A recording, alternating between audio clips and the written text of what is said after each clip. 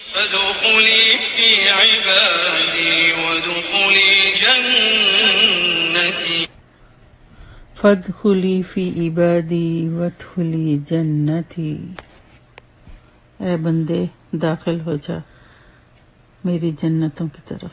وَنَحْمَدُهُ وَنُصَلِّي عَلَى رَسُولِهِ الْكَرِيمِ، اما بعد، اعوذ باللہ من الشیطان الرجیم، بسم اللہ الرحمن الرحیم۔ وَمَن يُوقَ شُحَّ نَفْسِهِ فَأُولَئِكَ هُمُ الْمُفْلِحُونَ، اور جو لوگ اپنے نفس کے بخل اور حرص سے بچا لیے گئے تو ایسے ہی لوگ کامیاب ہیں۔ سورہ الحشر آیت 9۔ یہاں اللہ سبحانہ تعالیٰ نے یہ نہیں فرمایا کہ ایسے لوگ بچ گئے، بلکہ یہ فرمایا کہ ایسے لوگ اپنے نفس کے بخل اور حرص سے بچا لیے گئے۔ یہاں یہ بات قابل غور ہے کہ کوئی کام بھی اللہ کی توفیق اور اس کی مدد کے بغیر ہو نہیں سکتا۔ کوئی بھی شخص خود اپنے زور بازو سے دل کی تونگری حاصل کر نہیں سکتا۔ یہ اللہ سبحانہ تعالیٰ کی وہ نعمت ہے جو اللہ ہی کے فضل سے کسی کو نصیب ہوتی ہے، اس میں انسان کا کمال نہیں۔ لفظ شح کا لغوی معنی، شح کا لفظ عربی زبان میں کنجوسی اور بخل کے لیے استعمال ہوتا ہے، مگر جب اس لفظ کو نفس کی طرف منسوب کر کے شح نفس کہا جائے تو یہ تنگ نظری، تنگ دلی، کم حوصلگی اور دل کے چھوٹے پن کا ہم معنی ہو جاتا ہے، جو بخل سے وسیع تر چیز ہے، بلکہ خود بخل کی بھی اصل جڑ وہی ہے۔ اسی صفت کی وجہ سے آدمی دوسرے کا حق ماننا اور ادا کرنا تو درکنار بہت دور کی بات ہے، بلکہ وہ تو اس کی خوبی کا اعتراف کرنے سے بھی انکار کر دیتا ہے، اس کی طرف سے نظریں پھیر لیتا ہے۔ وہ چاہتا ہے کہ دنیا میں سب کچھ صرف اسی کو مل جائے اور کسی کو کچھ بھی نہ ملے۔ دوسروں کو خود دینا تو کجا، کوئی دوسرا بھی اگر کسی کو کچھ دے تو اس کا دل دکھتا ہے۔ اس کی حرص اس حد تک بڑھی ہوئی ہوتی ہے کہ اپنا حق پا کر بھی قناعت نہیں آتی اس میں، بلکہ وہ دوسروں کے حقوق پر بھی دست درازی کرتا ہے، دوسروں کے حقوق پر بھی قبضہ کرنا چاہتا ہے۔ اس کا دل چاہتا ہے کہ اس کے گرد و پیش دنیا میں جو بھی اچھی چیزیں ہیں اسے اپنے لیے سمیٹ لے اور کسی کے لیے کچھ بھی نہ چھوڑے، سب ہضم کر لے۔ اسی بری خصلت کی بنا پر قرآن میں اس قبیح خصلت سے بچ جانے کو فلاح کی ضمانت قرار دیا گیا ہے، اور رسول اللہ صلی اللہ علیہ وسلم نے اس کو ان بدترین انسانی اوصاف میں شمار کیا ہے جو فساد کی جڑ ہیں۔ حضرت جابر بن عبداللہ کی روایت ہے کہ حضور اکرم صلی اللہ علیہ وسلم نے فرمایا، اتقوا الظلم فإن الظلم ظلمات یوم القیامہ واتقوا الشح فإن الشح أهلك من كان قبلكم حملهم على أن سفكوا دماءهم واستحلوا محارمهم۔ ظلم کرنے سے بچو، کیونکہ ظلم قیامت والے دن اندھیروں کا باعث ہوگا، اور شح بخل و تنگ دلی سے بچو، اس لیے کہ اسی شح نے تم سے پہلے لوگوں کو ہلاک کیا ہے۔ اس شح نے ہی انہیں اس بات پر آمادہ کیا کہ وہ آپس میں خون ریزی کریں، اور حرام کردہ چیزوں کو انہوں نے حلال سمجھ لیا۔ رواہ مسلم۔ حضرت عبداللہ بن عمرو کی روایت میں یہ الفاظ ہیں، امرہم بالظلم فظلموا وامرہم بالفجور ففجروا وامرہم بالقطیعۃ فقطعوا۔ مسند احمد، ابو داؤد، نسائی۔ یعنی شح سے بچو، کیونکہ شح ہی نے تم سے پہلے لوگوں کو ہلاک کیا، اسی نے ان کو ایک دوسرے کے خون بہانے اور دوسروں کی حرمتوں کو اپنے لیے حلال کر لینے پر اکسایا، اسی نے ان کو ظلم پر آمادہ کیا اور انہوں نے ظلم کیا، فجور کا حکم دیا اور انہوں نے فجور کیا، قطع رحمی کے لیے کہا اور انہوں نے قطع رحمی کی۔ حضرت ابو ہریرہ رضی اللہ تعالیٰ عنہ کی روایت ہے کہ حضور اکرم صلی اللہ علیہ وسلم نے فرمایا، ایمان اور شح نفس کسی کے دل میں جمع نہیں ہو سکتے۔ ابن ابی شیبہ، نسائی، بہقی۔ حضرت ابو سعید خدری کا بیان ہے کہ حضور صلی اللہ علیہ وسلم نے ارشاد فرمایا، دو خصلتیں ہیں جو کسی مسلمان کے اندر جمع نہیں ہو سکتی، بخل اور بدخلقی۔ ابو داؤد، ترمذی۔ قال اللہ تعالی، وَأَمَّا مَنْ بَخِلَ وَاسْتَغْنَى وَكَذَّبَ بِالْحُسْنَى فَسَنُيَسِّرُهُ لِلْعُسْرَى وَمَا يُغْنِ عَنْهُ مَالُهُ اذا تردى۔ سورۃ اللیل، آیت 8-11۔ اللہ تعالیٰ نے فرمایا، لیکن جس نے بخل کیا اور بے پرواہی اختیار کی اور اچھی بات کو جھٹلایا تو ہم اس کے لیے تنگی کا سامان کر دیتے ہیں، یعنی برے انجام والی راہ پر لگا دیتے ہیں، اور اس کا مال اس کے کام نہیں آئے گا جب وہ ہلاک ہوگا یا جب جہنم میں گرے گا۔ سورہ تغابن میں بھی اللہ تعالیٰ فرماتے ہیں، وَمَن یُوقَ شُحَّ نَفْسِهِ فَأُولَئِکَ هُمُ الْمُفْلِحُونَ، آیت 16۔ اور جو اپنے نفس کے بخل اور حرص سے بچا لیا گیا پس وہی کامیاب ہے۔ اسلام نے ہمیں اس بد خصلت سے بچنے کے لیے انفاق فی سبیل اللہ، صدقات اور ایثار کا راستہ دکھا دیا ہے، جس کی وجہ سے ہمارے اندر وسعت نظر، ہمدردی، مروت اور اخوت کے جذبات فروغ پاتے ہیں۔ گویا شح سے نجات پا جانا ہی بہت بڑی کامیابی ہے اور جنت میں لے جانے کا سبب بنتی ہے۔ خیر کو دوسروں تک جانے دیں، اسے خود تک محدود نہ رکھیں۔ جنت بڑی قیمتی ہے، اس کے لیے قیمت بھی زیادہ چکانی پڑتی ہے۔ وعن جابر رضی اللہ عنہ قال، ما سئل رسول اللہ صلی اللہ علیہ وسلم شیئا قط فقال لا، متفق علیہ۔ حضرت جابر سے روایت ہے کہ ایسا کبھی نہ ہوا کہ رسول اللہ صلی اللہ علیہ وسلم سے کسی چیز کا سوال کیا گیا ہو اور آپ نے جواب میں نہیں فرمایا ہو۔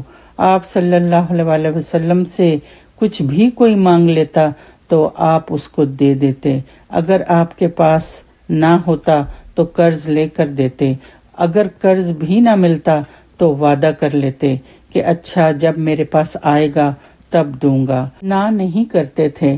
حضرت ابو ہریرہ رضی اللہ تعالیٰ عنہ سے روایت ہے کہ رسول اللہ صلی اللہ علیہ وسلم نے فرمایا، ہر روز جس میں بندے صبح کرتے ہیں، دو فرشتے آسمان سے اترتے ہیں، ان میں سے ایک کہتا ہے، اے اللہ خرچ کرنے والے کو بدلہ عطا فرما، اور دوسرا کہتا ہے، اے اللہ روک کر رکھنے والے کے حصے کو تلف کر۔ یہاں دو فرشتے دعا کر رہے ہیں، اب ہمیں سوچنا ہے کہ ہمیں کیا کرنا چاہیے۔ اللہ کا حکم بہت اہم ہے، اللہ کا وعدہ سچا ہے۔ ابو ہریرہ رضی اللہ تعالیٰ عنہ سے روایت ہے، وعنہ ان رسول اللہ صلی اللہ علیہ وسلم قال، قال اللہ تعالی، انفق یا ابن آدم انفق علیک، متفق علیہ۔ رسول اللہ صلی اللہ علیہ وسلم نے فرمایا کہ اللہ تعالیٰ نے فرمایا ہے، اے آدم کے بیٹے تو خرچ کر، تجھ پر بھی خرچ کیا جائے گا۔ حضرت عبداللہ بن عمرو بن العاص رضی اللہ تعالیٰ عنہ سے روایت ہے کہ ایک شخص نے رسول اللہ صلی اللہ علیہ وسلم سے پوچھا، کون سا اسلام بہتر ہے، یعنی اس کی کون سی خصلت یا کون سی خصلت والا انسان بہتر ہے؟ آپ صلی اللہ علیہ وسلم نے فرمایا، تم کھانا کھلاؤ، لوگوں کو سلام کرو، جسے تم پہچانتے ہو یا نہ پہچانتے ہو۔ حضرت ابو امامہ صدی بن عجلان رضی اللہ تعالیٰ عنہ سے روایت ہے کہ رسول اللہ صلی اللہ علیہ وسلم نے فرمایا، اے ابن آدم، اگر تو ضرورت سے زیادہ مال خرچ کر دے گا تو یہ تیرے لیے بہتر ہوگا، اور اگر تو اسے روک کر رکھے گا تو یہ تیرے لیے برا ہوگا، اور تجھے برابر برابر روزی پر ملامت نہیں کی جائے گی۔ اور ابتدا اپنے اہل و عیال کے ساتھ کر اور اوپر والا ہاتھ نچلے ہاتھ سے بہتر ہے، یعنی دینے والا ہاتھ لینے والے سے بہتر ہے۔ حضرت انس رضی اللہ تعالیٰ عنہ سے روایت ہے کہ جب بھی رسول اللہ صلی اللہ علیہ وسلم سے اسلام کے نام پر کسی چیز کا سوال کیا گیا تو آپ نے وہ چیز ضرور عطا کی۔ ایک آدمی آپ کے پاس آیا تو آپ نے 2 پہاڑوں کے درمیان جتنی بکریاں تھیں اسے دے دیں۔ وہ اپنی قوم کے پاس گیا اور جا کر کہا، اے میری قوم، اسلام قبول کر لو، اس لیے کہ محمد صلی اللہ علیہ وسلم اس شخص کی طرح عطا کرتے ہیں جسے فقر کا اندیشہ نہیں ہوتا۔ یقیناً ایک آدمی صرف دنیا حاصل کرنے کی غرض سے اسلام قبول کرتا ہے، لیکن تھوڑا ہی عرصہ گزرتا کہ اسلام اسے دنیا میں موجود تمام چیزوں سے زیادہ پیارا ہو جاتا۔ سبب کیا بنتا تھا؟ آپ صلی اللہ علیہ وسلم کی فراخ دلی۔ پیغمبر کی وسعت قلبی دین کو تقویت دیتی ہے۔ آپ کی اس وسعت قلبی سے دین کو بڑے فائدے پہنچے۔ پیغمبر کا بخیل کہلانا تبلیغ کے کاموں میں رکاوٹ بن سکتا تھا۔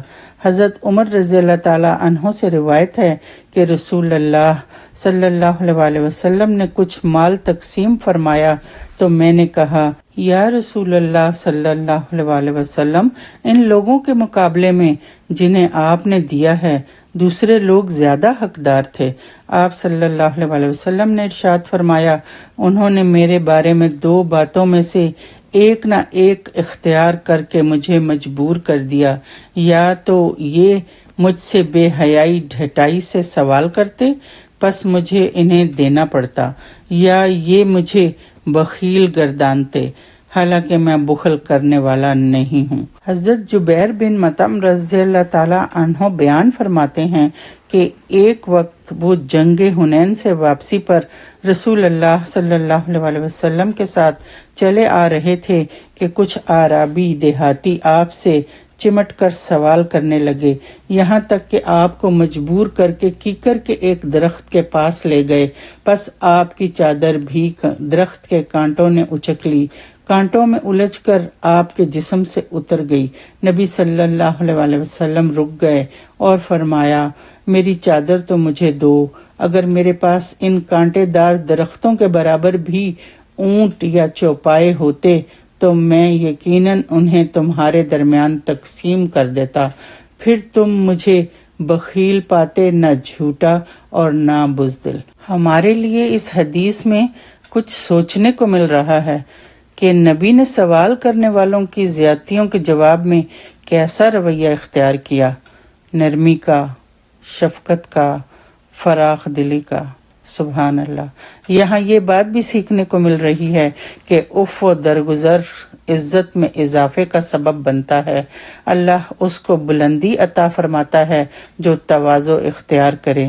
3 چیزیں ہیں جس میں ہم دھوکہ کھاتے ہیں۔ ایک یہ کہ خرچ کرنے سے مال کم ہو جائے گا۔ نمبر 2 کہ معاف کرنے سے شاید ہم چھوٹے ہو جائیں گے، جبکہ اللہ ہمیں مال بھی زیادہ عطا فرماتا ہے اور ہماری عزت میں بھی اضافہ فرماتا ہے۔ تواضع اختیار کرنے سے ہم چھوٹے نہیں ہوتے بلکہ بڑے ہو جاتے ہیں۔ اللہ ایسے بندے کو بلندی عطا فرماتا ہے جو تواضع اختیار کرے۔ تیسرا فائدہ یہ ہے کہ انسان قدرتی آفات اور حادثاتی موت سے بچ جاتا ہے۔ اس لیے اپنے لیے صدقہ ضرور کریں۔ جس نے آپ کے ساتھ زیادتی کی ہے اسے معاف کر دیں۔ باتوں کو دہرانا نہیں چاہیے، اور جو زیادتی کرے اس کے ساتھ احسان کریں، اس سے ملنے جائیں۔ وما توفیقی الا باللہ۔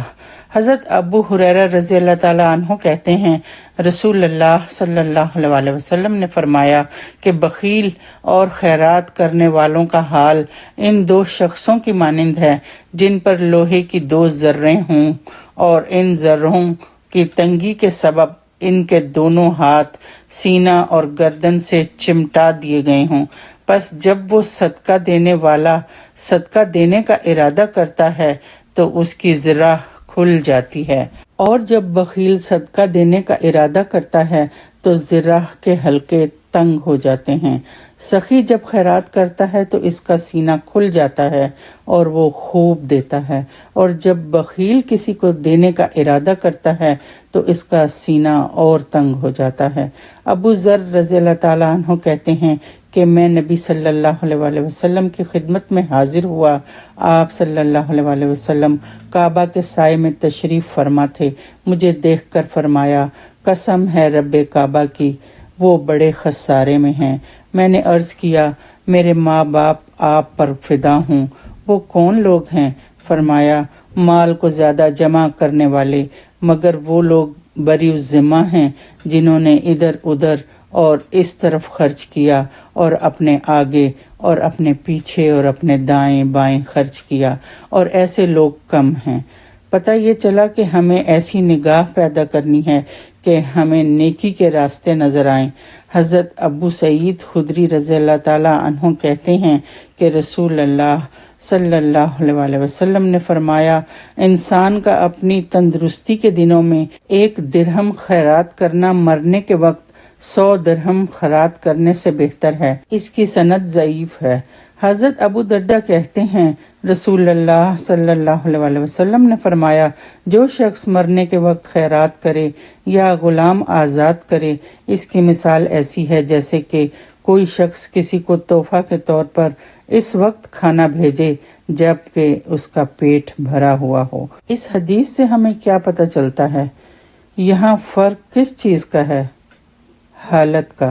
صحت کی حالت میں 1 درہم دینا بھی زیادہ اجر رکھتا ہے، بہتر ہے۔ موت کے وقت 100 درہم خرچ کرنے سے اس کا فائدہ نہیں ہے۔ موت کے قریب کیا گیا صدقہ افضل نہیں، بلکہ صحت اور کم عمری میں کیا گیا صدقہ افضل ہے۔ حضرت ابو ہریرہ رضی اللہ تعالیٰ عنہ روایت کرتے ہیں کہ ایک شخص نے نبی صلی اللہ علیہ وآلہ وسلم سے عرض کیا، یا رسول اللہ، کون سے صدقے کا ثواب زیادہ ہے؟ آپ صلی اللہ علیہ وسلم نے فرمایا، تیرا اس حال میں خیرات کرنا کہ تو تندرست ہو، مال جمع کرنے کی خواہش اور حرص رکھتا ہو، افلاس سے ڈرتا ہو اور دولت کی امید رکھتا ہو، اور تو صدقہ دینے اور خیرات کرنے میں سستی اور غفلت نہ کرے، یہاں تک کہ جب تیری جان حلق کو پہنچ جائے، یعنی دم نکلنے کے قریب ہو، تب تو یہ کہے کہ اتنا مال فلاں شخص کے لیے ہے اور اتنا مال فلاں کے لیے، حالانکہ تو یہ جانتا ہے کہ مال انہی کو ہی ملے گا۔ ابن مسعود رضی اللہ تعالیٰ عنہ سے روایت ہے کہ رسول اللہ صلی اللہ علیہ وآلہ وسلم نے فرمایا، تم میں سے کون ہے جسے اپنے وارث کا مال اپنے مال سے زیادہ پیارا ہو؟ صحابہ نے عرض کیا، یا رسول اللہ صلی اللہ علیہ وآلہ وسلم، ہم میں سے ہر شخص کو اپنا ہی مال سب سے زیادہ پیارا ہے۔ آپ صلی اللہ علیہ وسلم نے ارشاد فرمایا، پس انسان کا مال تو وہی ہے جو اس نے صدقہ و خیرات کر کے آگے بھیجا، اور اس کے وارث کا مال وہ ہے جو وہ پیچھے چھوڑ گیا۔ سیکھنے کا سبق: جب ہم ڈھیروں مال چھوڑ دیتے ہیں اپنے بچوں کے لیے تو ان کی قوت عمل ختم ہو جاتی ہے، یعنی کام کرنے کی صلاحیت ختم ہو جاتی ہے۔ حضرت ابو ہریرہ رضی اللہ تعالیٰ عنہ کہتے ہیں، رسول اللہ صلی اللہ علیہ وآلہ وسلم نے فرمایا، انسان کی عادتوں میں 2 بہت بری عادتیں ہیں، ایک تو انتہا درجے کا بخل اور دوسرے شدید بزدلی۔ حضرت ابو بکر صدیق رضی اللہ تعالیٰ عنہ کہتے ہیں کہ رسول اللہ صلی اللہ علیہ وآلہ وسلم نے فرمایا، مکار اور بخیل جنت میں داخل نہ ہوگا، اور نہ وہ شخص جو خیرات دے کر احسان جتائے۔ مکار، چلاک اور دھوکے باز جو کسی پر احسان کر کے یہ جتاتا رہے کہ میں نے یہ اور یہ کیا ہے۔ حضرت ابو ہریرہ رضی اللہ تعالیٰ عنہ کہتے ہیں، رسول اللہ صلی اللہ علیہ وآلہ وسلم نے فرمایا، اگر میرے پاس احد پہاڑ کے برابر سونا ہو تو مجھ کو یہ پسند نہیں کہ اس پر 3 دن گزریں اور اس کے بعد اس میں سے کچھ میرے پاس رہے، مگر صرف اتنا کہ میں اس سے قرض ادا کر سکوں۔ یہ ہمارے نبی کی تعلیم ہے ہمارے لیے۔ آخر میں دعا ہے اللہ تعالیٰ سے کہ وہ ہمیں شوہ نفس کی تنگی سے محفوظ فرمائے۔ آمین ثم آمین۔ وآخر دعوانا ان الحمد للہ رب العالمین۔